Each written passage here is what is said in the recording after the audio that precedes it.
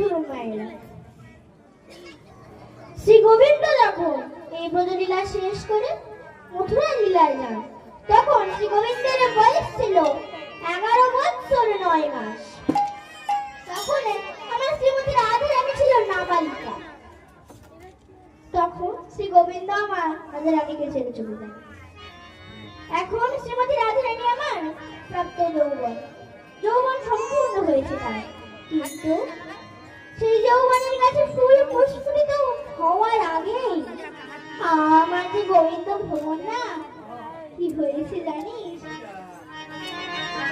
আমার যৌবনের